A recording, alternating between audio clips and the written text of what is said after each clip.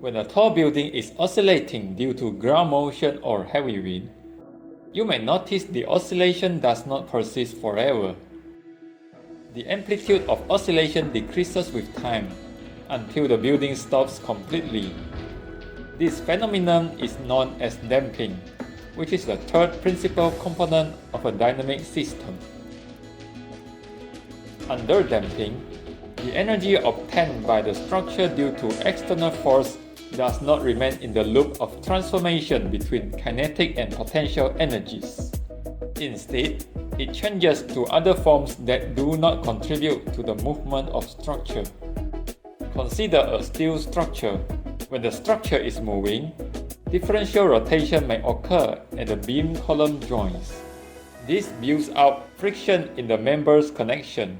For instance, joint rotation may occur at the bolted connection, and the differential movement between the connection components, namely bolt and steel plate, induces friction. Friction converts the kinetic energy into heat and even sound energies. Friction can also occur inside a structural element. Considering a reinforced concrete element that consists of aggregate and rebar. Upon loading, these constitutive materials are grinding against each other and generates friction in the process. Energy can also be dissipated when a structural element is damaged.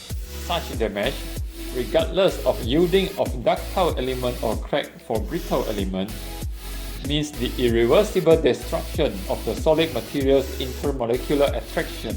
To do so, huge amount of energy is required to break the bond. Once it takes place, it also indicates that part of the kinetic energy of structure is dissipated. Another way to provide a structure damping property is by installing supplementary damping device. Such device makes use of various mechanisms to achieve damping.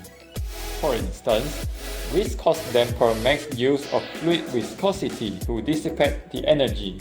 Yielding damper, on the other hand, allows the damage of sacrificial components to dissipate the energy. Damping helps a structure to resist the change in its velocity. The amount of force required to overcome a structure damping and move it equals to the product of intended velocity and damping coefficient. Under most situations, damping coefficient is not known without conducting experiment. Thank you for watching. If you find this video helpful, please share it with your friends. We will see you guys soon. Goodbye.